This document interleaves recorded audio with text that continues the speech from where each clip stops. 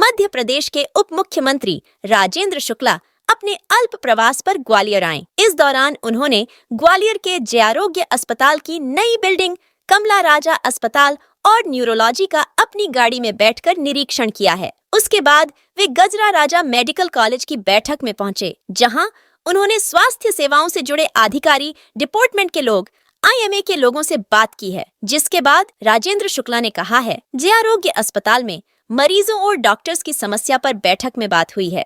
Super speciality की व्यवस्थाओं पर बात हुई है। जल्द व्यवस्थाएं दुरुस्त दिखेगी। वहीं IMA और MTA की तरफ से अस्पताल की व्यवस्थाओं को लेकर सुझाव दिए गए हैं। मेडिकल कॉलेज की सामान्य सभा में बहुत ही महत्वपूर्ण विषयों पे चर्चा हुई है। यहाँ के अस्पताल 250 बेड की जो क्षमता का है, उसमें CT MRI से लेके, सीवरेज सिस्टम से लेके, सुपर स्पेशलिटी के डॉक्टरों की समस्याओं से लेके, और जो वहाँ सफाई और कैजुअल्टी से पेशेंट्स को बिना किसी परेशानी के वार्डों में पहुँचाने की व्यवस्था, जो मशीनों की कमी है, एम्बुलेंस का विषय है, उन सब पे विस्तार से चर्चा हुई है, निर्णय हुए हैं और आने वाले दिनों में ये मेडिकल कॉलेज और इससे जुड़े हुए अस्पताल बेहतर स्थिति में देखने को मिलेंगे, ऐसा मैं आपको आश्वस्त कर सकता हूँ। करोड़ों रुपए स्वच्छता के लिए मुझे अभी मुरैना की बैठक के लिए तुरंत निकलना है, लेट हो रहे हैं, तो जो आवश्यक बातें थी मैंने आपको बता दी।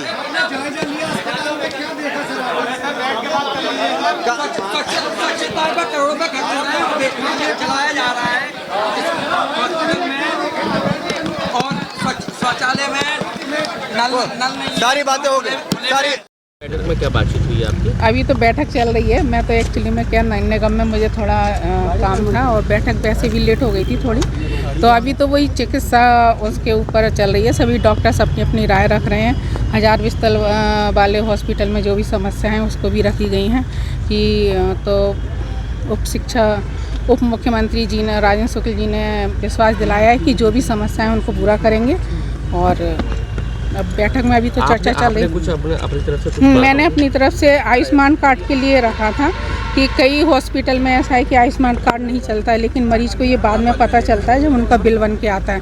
तो इसकी जानकारी लोगों को होना चाहिए, क्योंकि कई जगह ऐसा भी है कि पहले लोगों ने इसकी मान्यता ली थी, लेकिन पेमेंट समय पर ना आने के कारण मतलब हॉस्पिटल से उसकी मान्यता उन लोगों ने हटा दी है। तो मेरा ये मानना है कि अगर आयुष्मान कार्ड एक सरकारी योजना है और लोगों को इसका लाभ मिलना चाहिए, और जो हॉस्पिटल में इनकी मान्यता ली है उनको भी समय पर पेमेंट आएगा, तो हो सकता है, मुझे लगता है कि इस योजना का सभी लोग लाभ उठाएंगे। डॉक्टरों की कमियों को लेकर भी कुछ बात करें? हाँ, डॉक्टर्स की जो पद खाली हैं उनको लेकर भी चर्चा हुई है।